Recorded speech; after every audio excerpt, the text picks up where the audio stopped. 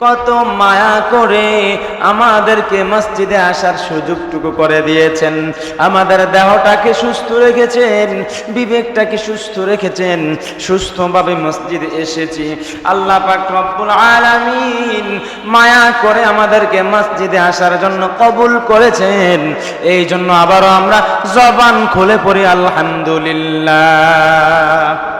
বাবাজিরা আমার ইমানদার ভাই বাবারা, আমি আপনাদিগকে কবরে দাখিল হওয়ার পূর্বে আল্লাহর ভয় ভীতি হওয়ার জন্য উপদেশ দিচ্ছি। আল্লাহ পাক রব্বুল আলামিন বলেন, ইয়া আইয়ুহাল্লাযীনা আমানুত্তাকুল্লাহা হাক্কা তুকাতিহি ওয়া লা তামুতুন্না ইল্লা ওয়া আনতুম মুসলিমুন।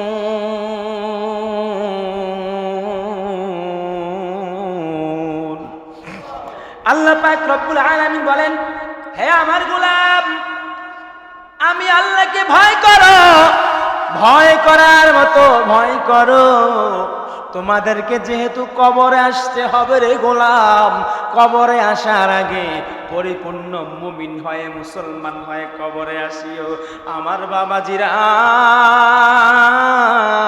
আমরা তো সবাই বলি আমরা মুমিন, আমরা ইমানদার, আমরা মুসলমান, কিন্তু আল্লাহ পাক রব্বুল আলামিন বলেন, খবরদার খবরদার, এই কবরে আসার আগে তুমি পূর্ণ ইমানদার মুমিন মুসলমান হয়ে কবরে আসিও।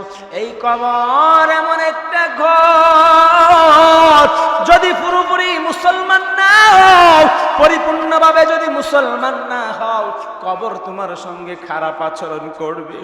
আলমে বরজাখের মধ্যে পরকালের প্রথম স্টেশন হলো কবর। তোমাকে যখন কবরে শোয়াইয়া দেওয়া হইবে, তোমার আত্মীয় স্বজন তোমার সঙ্গে কেউ কবরে যাবে না। তোমার স্ত্রী, ছেলে মেয়ে, আত্মীয় স্বজন, বিবি, বাল বাচ্চা, তুমি যাদেরকে আপন বলতা, যারা তোমাকে আপন বলতো, যাদেরকে তুমি জড়ায়া ধইরা বলতা তুমি আমার জীবনের সঙ্গী, তুমি আমার ছেলে, তুমি আমার মেয়ে, তুমি আমার পরিবার, কেউই তোমাকে আর চিনবে না, তোমাকে আর কেউই চিনবে না। কবরে শোয়ানোর সঙ্গে সঙ্গে সব আত্মীয় স্বজনগুলো তোমার কাছ থেকে চিরকালের জন্য দূরে সরে যাবে, তারা আর তোমার সঙ্গে থাকবে না, কবরে থাকবে না। কবরে থাকা তো দূরের কথা, রাত্রিবেলায় যদি তুমি মারা যাও, দেখা গেল এমন একটা অবস্থা হবে, তোমার ছেলে মেয়ে বলবে আব্বু তো মারা গেছে, লাশ হয়ে গেছে, আমাদের কাছে ভয় লাগে। তোমার বিবি বলবে লাশটাকে ঘর থেকে বাহির করো, আমার কাছে ভয় হয়। অথচ এই বিবি নিয়ে 60-70 বছর তুমি জিন্দেগি কাটায়া দিলা, কত কিছু করছো বিবির জন্য, আজকে বিবি তোমার কাছ থেকে ভয় পায়। এই বিবি নিয়ে তুমি খাটে থাকতা, এত আরাম আয়েশ করতা, কলিজার সঙ্গে মেশায়া রাখতা, জড়ায়া ধরে রাখতা, আজকে বিবি তোমাকে ঘর থেকে বাহির করে দিচ্ছে। আজকে বিবি তোমাকে ঘর থেকে বাহির করে দেয়, তোমার সন্তান তোমাদেরকে বাহির করে দেয়। রাত্রিবেলায় গভীর রাত্র সবাই ঘুমায়, আর তোমার লাশটা উঠানের এক কোণে, নতবা বারিন্দার এক কোণে, নতবা এমন একটা রুমে রাখে যেখানে আর কেউ বসে না, নিরিবিলি একা নির্জন জায়গায় তোমাকে শোয়া রাখে খাটিয়ার মধ্যে, আর সবাই ঘুমায়। এই জন্য বাবাজিরা আমার, এখনো সময় আছে, পরিপূর্ণভাবে তাওবা করে, খালেস নিয়তে তাওবা করে, মালিকের দরবারে তাওবা করে চোখের পানি ছেড়ে দাও। আমার বউ আমার আপন না, আমার ছেলে আমার আপন না, আমার মেয়ে আমার আপন না, আমার ধন সম্পদ আমার আপন না, আমার বন্ধু বান্ধব আমার আপন না, দুনিয়ার সঙ্গী সাথী কেউ আমার আপন না। কবরে থাকবো, একা থাকবো, দুনিয়াতে আসার সময় একা আসছি, আবার যখন কবরে যাইব একা যাইতে হবে, একা থাকতে হবে। এই এমন একটা কবরের মধ্যে থাকতে হবে যেখানে সাথী নাই, যেখানে বাতি নাই, সঙ্গী সাথী কোনো কিছু নাই, আমাকে একা থাকতে হবে। কিন্তু আমি তো দুনিয়াতে একা থাকতে পারি না, আমার একা থাকতে ভয় লাগে। টাকা ছাড়া ঘুম আসে না, বাতি ছাড়া ঘুম আসে না, আর এসি ছাড়া ঘুম আসে না। এমন এমন দুনিয়ার সময় পার করতেছি, দুনিয়াতে এত বাহাদুরি করে সময় পার করতেছি, আর কবরে যখন শোয়া দেওয়া হইবে, কবরে কোন অবস্থায় হবে। বাঁশ গাছের নিচে, পুকুর পাড়ে, রাস্তার কিনারে এমন একটা জায়গায় আমাকে শোয়া দেওয়া হইবে, যেই জায়গায় আপনার ছেলে মেয়ে বছরের পরে বছর চলে যাইবে, আপনার কবর জিয়ারত করবে না। একটা নিষ্ঠা জায়গায়, যেই জায়গার দামটা অনেক কম, যেই জায়গার মানটা অনেক কম, যেই জায়গার কোয়ালিটি অনেক কম। অনেকে বলে ডেঙ্গা, বটডেঙ্গা, বাগান, পুকুর পাড়, বাঁশ গাছের ঝাড় এবং কি সারাবাড়ি একটু দূরে, আপনার ঘর থেকে, আপনার বাসস্থান থেকে অনেকটা দূরে আপনাকে শোয়া দিবে। আপনার স্ত্রী যাবে না, আপনার ছেলে যাবে না, আপনার মেয়ে যাবে না, আপনার আত্মীয় স্বজন কেউ যাবে না। সেই কবরে বন্ধু হবে আল্লাহ এবং আল্লাহর রাসূল। জোরে বলেন সুবহানাল্লাহ। কিভাবে কবরে থাকবেন? 3.5 হাত মাটির ঘর, কারো আপন কারো পর, কারো হবে ফুলেরই বাগান, কারো বা হবে জাহান্নাম। 3.5 হাত মাটির ঘর, কারো আপন কারো পর, কারো হবে ফুলেরই বাগান, কারো বা হবে জাহান্নাম। কঠিন হবে সেই দিন তোমার না থাকিলে নেকি, কঠিন হবে সেই দিন তোমার না থাকিলে নেকি। ওই কবরে যেতে হবে, থাকবে না কেউ সাথী, ওই কবরে যেতে হবে, থাকবে না কেউ সাথী। কাঁপন আমার আপন, কবর আমার ঘাটি, ওই কবরে যেতে হবে, থাকবে না কেউ সাথী, ওই কবরে যেতে হবে, থাকবে না কেউ সাথী, ওই কবরে যেতে হবে, থাকবে না কেউ সাথী। কথা বলেন ঠিক কিনা? এমন একটা সময় আসবে রে বাবা, যেই কবরে শোয়া দিলে কেউ আপনার আপন হবে না। আপন আপন বলেন, আপনদের জন্য চুরি করেন, আপনদের জন্য বাটপারি করেন, আপনদের জন্য পরিবারের জন্য ধোকা দেন, ওজনে কম দেন, মালে ভেজাল করেন, ব্যবসার মধ্যে মানুষকে ধোকা দেন, সুদে টাকা লাগান শুধুমাত্র পরিবারদেরকে একটু ভালো খাওয়ানোর জন্য। অথচ এই পরিবার এগুলো দায় নিবে না, এই পরিবার এগুলো দায় এবার নিবে না। এই জন্য আল্লাহ পাক রব্বুল আলামিন বলেন, ওয়ালা তাজিরু ওয়াজিরাতুম উযরা উখরা। তুমি তোমার পরিবারের জন্য চুরি করো, তোমার সন্তানদেরকে খাওয়ানোর জন্য, বাঁচানোর জন্য চুরি করো, গুনাহ করো, অন্যায় করো, অত্যাচার করো, পাপ করো, মানুষদেরকে ধোঁকা দাও, সমস্ত পাপের ভারগুলো তোমার কাঁধেই বহন করতে হবে। আর তোমার কবরে তোমাকেই যেতে হবে, তোমার কবরে কেউ যাবে না, অন্য কারো কবরে তুমি যাইবা না, তোমার কবরের মধ্যে তোমাকেই থাকতে হবে। হিসাবটা মিলায়া দেখো, যেই চুরি চামারি, অন্যায় অত্যাচার অবিচার, সুদ ঘুষ ব্যভিচার জিনা, যতগুলো গুনাহগুলো তুমি কামাই করো, মানুষকে ধোঁকা দাও, মানুষকে কষ্ট দাও, এই গুনাহগুলোর শাস্তিগুলো ভোগ করার ক্ষমতা তোমার আছে না নাই? এই শাস্তিগুলো তুমি বহন করতে পারো কিনা? একটা মিথ্যা কথা বললে যদি 7000 বছর জাহান্নামের আগুনে জ্বলতে হয়, তুমি কয় দিন কয় মিনিট জাহান্নামের আগুনে জ্বলতে পারবা? দুনিয়ার আগুনটাকে 1000 বছর তাপ দেওয়ার পর, 1000 বছর তাপ দেওয়ার পর এটা লাল বর্ণ হয়েছে, আবার 1000 বছর পর তাপ দেওয়ার পর এটা সাদা বর্ণ হয়েছে, আবার 1000 বছর দুনিয়ার আগুনটাকে জ্বালানোর পর তাপ দেওয়ার পর এটা কালো বর্ণ হয়েছে, কৃষ্ণ অন্ধকার। জাহান্নামের আগুন অনেক ভয়ানক, কৃষ্ণ অন্ধকার। জাহান্নামের আগুন জ্বলবে, কোটি কোটি জাহান্নামীরা জাহান্নামের আগুনের মধ্যে জ্বলতে জ্বলতে আঙ্গার হয়ে যাইবে, আবার নতুন করে চামড়া দিবে, আবার নতুন করে গোশত দিবে, নতুন করে দেহ বানায়া দিবে, তারা সেখানে মরবেও না, বাঁচবেও না। আল্লাহ বলে, সুম্মা লা ইয়ামুতু ফিহা ওয়া লা ইয়াহইয়া, সুম্মা লা ইয়ামুতু ফিহা ওয়া লা ইয়াহইয়া। সেখানে তারা মরবেও না, সেখানে তারা বাঁচবেও না, শুধুমাত্র আযাব ভোগ করবে, আযাব ভোগ করবে। একটা মিথ্যা কথা বললে 7000 বছর জাহান্নাম। আজকে আমরা হাসতে হাসতে কত শত শত কোটি কোটি মিথ্যা কথা বলি, তার কোনো হিসাব নাই। রাসূল সাল্লাল্লাহু আলাইহি সাল্লাম আসতেছে, সামনে রবিউল আউয়াল মাস আসতেছে। রাসূল সাল্লাল্লাহু আলাইহি সাল্লাম দুনিয়ার জমিনে আগমন করেছেন শুধুমাত্র গুনাহগারদেরকে বাঁচানোর জন্য। রাসূল সাল্লাল্লাহু আলাইহি সাল্লামকে দুনিয়ার জমিনে আল্লাহ পাক রব্বুল আলামিন প্রেরণ করেছিলেন। আল্লাহ পাক রব্বুল আলামিন বলেন, ওয়া মা আরসালনাকা ইল্লা রাহমাতাল লিল আলামিন।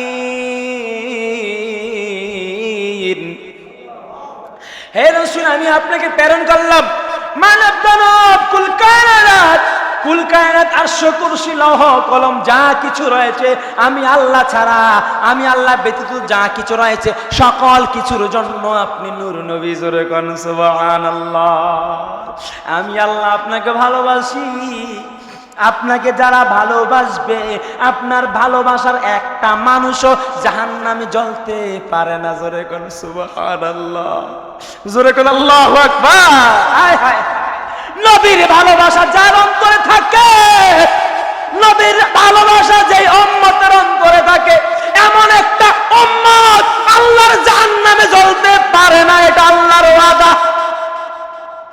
আল্লাহু আকবার। নবীকে ভালোবাসেন, নবীকে মুহাব্বত করেন, নবীর ভালোবাসা সিরাত সুরাত আমল আখলাক নিজের জীবনের সঙ্গে বাস্তবায়িত করেন। কেমন নবীর উম্মত আমরা, একবারও কি চিন্তা হয় না, একবারও কি মনে পড়ে না কেমন নবীর উম্মত আমরা। রাসূল সাল্লাল্লাহু আলাইহি সাল্লামকে আল্লাহ পাক ঘোষণা দিলেন, হে রাসূল, আমি আপনাকে ভালোবাসি, আমি আল্লাহ আপনাকে ভালোবাসি। কেমন ভালোবাসি হে রাসূল একটু শুনেন। ওয়া রাফা'না লাকা যিকরাক, আমি আল্লাহ আপনাকে ভালোবাসার কারণে আপনার শান শৌকত মান মর্যাদা ইজ্জত যা কিছু রয়েছে সকল ভালোবাসা, আপনার শান ইজ্জত দুনিয়ার মাঝে সকল কিছুর চাইতে ঊর্ধ্বে। জোরে কোন সুবহানাল্লাহ। আমি আল্লাহ আপনার ভালোবাসা বাড়ায় দিলাম, আপনার শান উঁচু করে দিলাম। ওয়ারাফা'না লাকা যিকরাক, আমি আল্লাহ ব্যতীত যা কিছু রয়েছে সকল কিছুর ঊর্ধ্বে হলো আপনার নাম মোবারক, সকল কিছুর ঊর্ধ্বে আপনার ভালোবাসা, সকল কিছুর উঁচুতে আপনার ভালোবাসা। আপনাকে যারা ভালোবাসবে তারা কখনো গুনাহগার থাকতে পারে না, অহংকারী থাকতে পারে না। আর আপনাকে যারা ভালো না বাসবে তারাই অহংকারী। কথা কোন ঠিক কিনা? রসুলকে যারা মহাব্বত না করবে, নবীকে যারা ভালো না বাসবে তারাই অহংকারী। যেমন ভাবে একদল মুসলমান নবীজির দরবারে গেলেন, গিয়ে বলতেছেন, ইয়া রাসূলুল্লাহ, ইয়া হাবিবাল্লাহ, নবী গো, এই বেদুইন আর এই মুসলমান উভয় ঝগড়া করেছে, এটার একটা বিচার চাই। এই বেদুইন আর এই মুসলমান এই উভয়ে ঝগড়া করেছে, এটার একটা বিচার চাই। রাসূল সাল্লাল্লাহু আলাইহি সাল্লাম কত সুন্দর বিচারের সমাধান দিলেন। রাসূল সাল্লাল্লাহু আলাইহি সাল্লামের বিচারের সমাধান দিলেন, ওই ইহুদির উপরে রায় দিয়ে দিলেন। ইহুদি জয়ী হয়ে গেছে। জোরে কোন সুবহানাল্লাহ। নবীর বিচার, নবীর বিচার, নবীজি বিচার করলেন, রায় দিয়ে দিলেন ইহুদির উপরে। রায় দেওয়ার পর রাসূল সাল্লাল্লাহু আলাইহি সাল্লামের এই রায় কিছু মুসলমানরা মানলেন না। নবীজি নাকি বিচার সঠিক করে নাই, ইহুদির উপরে রায় দিলেন আর মুসলমানকে দোষী করলেন।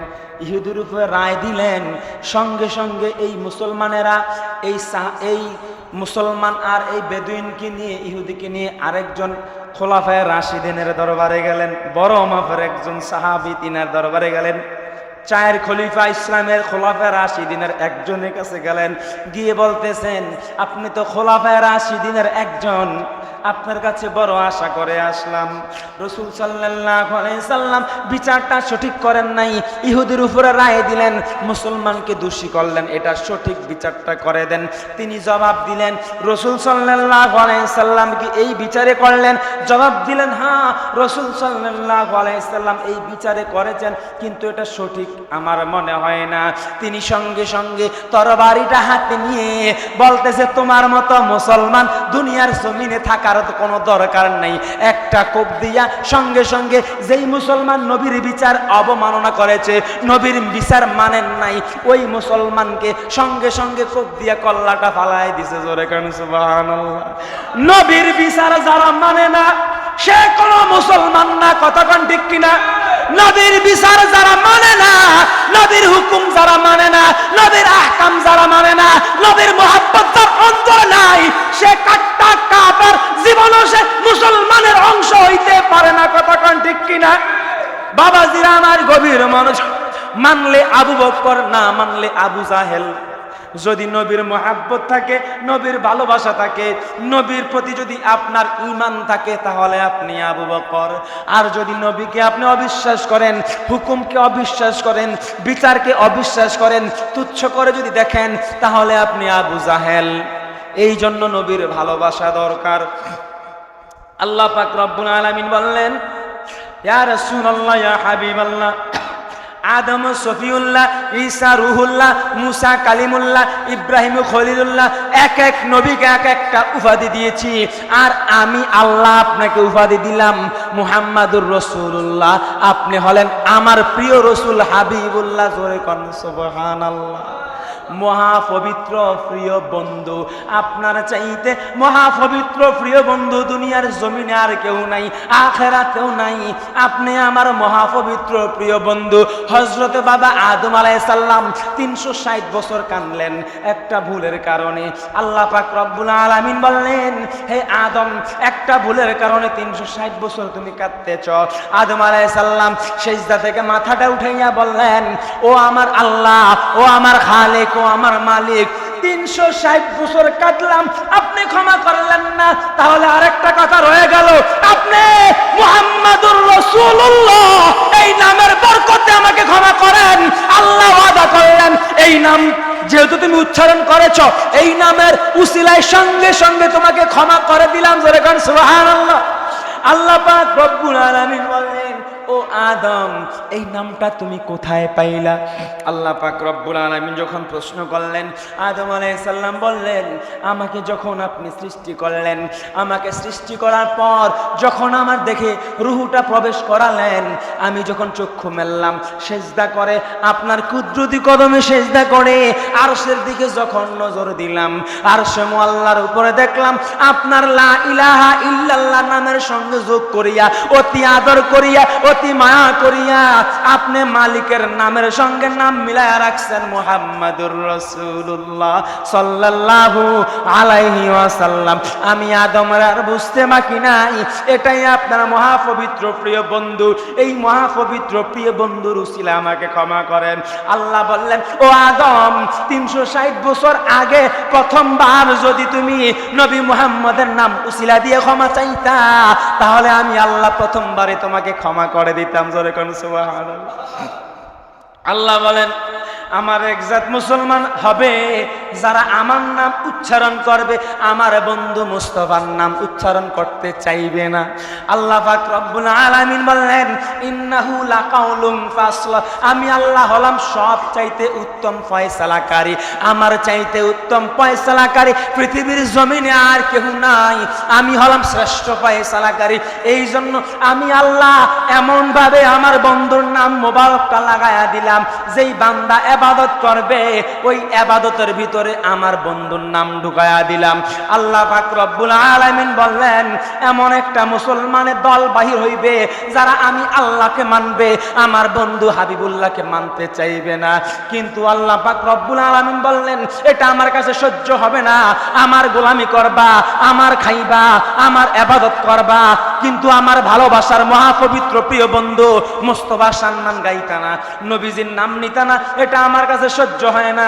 এই জন্য আল্লাহ পাক রব্বুল আলামিন বললেন, যারা মুসলমান হবে, যারা আযান দিবে, আযানের ভিতরে আমি আল্লাহর নামের সঙ্গে আশহাদু আন্না মুহাম্মাদার রাসূলুল্লাহ, প্রথম বাক্যে আশহাদু আল্লা ইলাহা ইল্লাল্লাহ, আমি আল্লাহর নাম, দ্বিতীয় বাক্যে আশহাদু আন্না মুহাম্মাদার রাসূলুল্লাহ, আমি আল্লাহর নাম যেখানে আমার বন্ধু মুস্তাফা মুস্তফার নামও সেখানে, আজানে আমার নাম, আমার বন্ধুর নাম, একামতে আমার নাম, প্লাস আমার বন্ধুর নাম, নামাজের ভিতরে তাশাহুদের ভিতরেও আমার বন্ধুকে সালাম। জোরে কোন সুবহানাল্লাহ। ও আকিমুস সালাতা ওয়া আতুজ যাকাত, এত বড় ইবাদত যেটাকে বলা হয় নামাজ। নামাজ হলো মুসলমান আর বাতিল, মুসলমান আর কাফেরদের মধ্যে পার্থক্যর একটাই মাত্র মাধ্যম, সেটা হলো নামাজ। মুসলমান নামাজ পড়বে, কাফেররা নামাজ পড়বে না। নামাজ হলো সবচাইতে বড় ইবাদত, নামাজ হলো ইবাদতের মূল। মুসলমানরা নামাজ পড়বে আর কাফেররা নামাজ পড়বে না, একটাই পার্থক্য, এটা হলো নামাজ। এই একটাই পার্থক্য। বড় নামাজ ফরজে আইন, যেটা দৈনিক 5 বার পড়া লাগে, ফরজে আইন। ফরজে আইনের মতো নামাজের ভিতরে তাশাহুদের ভিতরে যদি কোনো গোলাম, যদি কোনো বান্দা মুসলমান আমার রাসূলকে সালাম না জানায়, ওই বান্দার নামাজ আমার দরবারে কবুল হবে না। জোরে কোন সুবহানাল্লাহ। নামাজে তাশাহুদে যদি রাসূলকে সালাম জানান, নামাজে তাশাহুদেও নবীজির নাম মোবারক সেটিং করে দিলেন, আল্লাহ সালাম দিয়ে দিলেন, আর এই সালামের মাধ্যমে আপনার নামাজ কবুল। তাহলে আল্লাহ রসুলকে কতটা ভালোবাসে। সারা বিশ্বে আজান হয় এক এক দেশের এক একটা সময়। এই দেশে এখন দিন, পৃথিবীর এমনও দেশ আছে যেই দেশে এখন রাত্র। কথা বলেন ঠিক কিনা? ঠিক না? এইরকম ভাবে মাইকের মাধ্যমে, তথ্য প্রযুক্তির মাধ্যমে, সাউন্ডের মাধ্যমে আল্লাহ পাক রব্বুল আলামিন বললেন, আজানের মাধ্যমে যখন মানুষদেরকে নামাজের জন্য ডাকা হয়, আর সারা পৃথিবীতে যখন আজান দেয়, আশহাদু আন্না মুহাম্মাদার রাসূলুল্লাহ, আমার হাবিবে কিবরিয়া, আমার নবী মুস্তাফার শানে, ইজ্জতে, নামের বরকতে, এই নাম মধুমাখা নামের সুরে আকাশ বাতাস, জমিন থেকে আকাশ পর্যন্ত সকল কিছু মুখরিত হয়ে যায়। এটা আমি আল্লাহর কাছে আনন্দ লাগে। জোরে কোন সুবহানাল্লাহ, জোরে কোন আল্লাহু আকবার। যত জায়গায় আল্লাহর নাম, তত জায়গায় আল্লাহর বন্ধু মুহাম্মদের নাম। জোরে কোন সুবহানাল্লাহ। আপনার ইবাদত তত বেশি কবুল হবে যত বেশি রাসূলের শানে, ইজ্জতে, আজমতে আপনি দুরূদ শরীফ আদায় করবেন, তত বেশি আপনার ইবাদত কবুল। জোরে কোন সুবহানাল্লাহ। বাবাজিরা আমার, সামনে আসতেছে মাহে রবিউল আউয়াল। এই রবিউল আউয়াল মাস সামনে আসতেছে, যেই নবীজি পৃথিবীর জমিনে আগমন করেছেন রবিউল আউয়াল মাসে। এই মাসকে ইজ্জত করেন, ভালোবাসেন।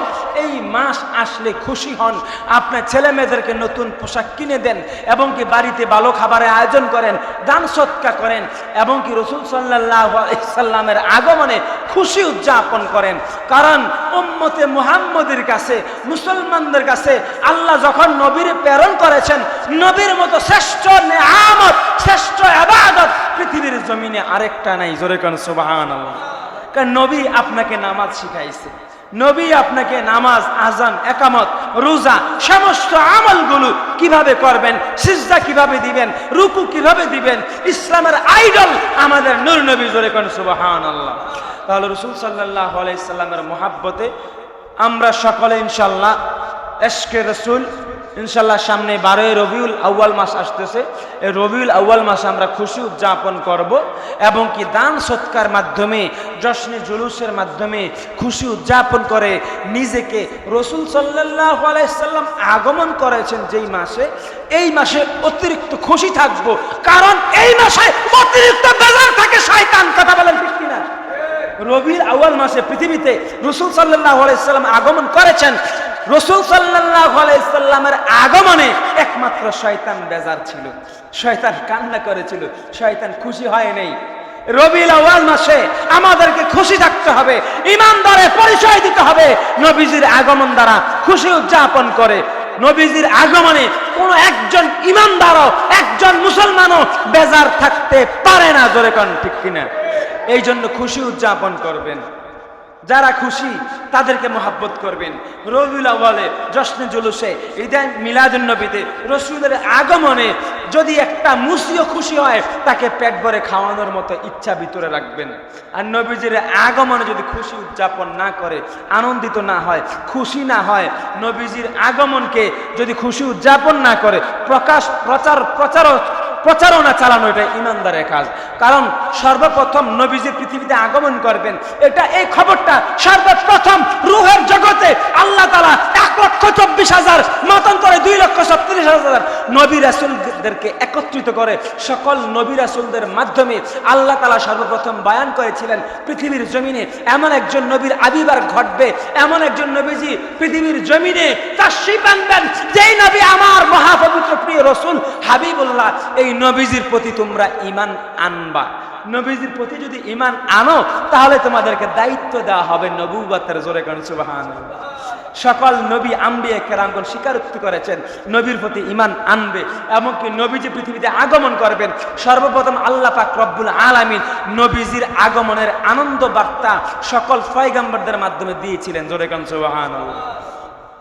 তাহলে আল্লাহ পাক রব্বুল আলামিন আমাদের প্রত্যেকের জীবনের গুনাহগুলো রাসূল সাল্লাল্লাহু আলাইহি সাল্লামের ভালোবাসার উসিলা দিয়ে আল্লাহর দরবারে ক্ষমা চাইব। আল্লাহ যেন নবীজির ভালোবাসার কিঞ্চিত পরিমাণও যদি আমাদের অন্তরে নবীজির ভালোবাসা থাকে, এই ভালোবাসার উসিলায় আল্লাহ যেন আমাদের জীবন যৌবনের তামাম জিন্দের গুনাহগুলো মাফ করে দেয়। আর একটু জোরে বলি, ওয়া আখির দাওয়ানা আলহামদুলিল্লাহি রাব্বিল আলামিন, আমা তাওফীক ইল্লা বিল্লাহ। আসসালামু আলাইকুম ওয়া রাহমাতুল্লাহি ওয়া বারাকাতুহু।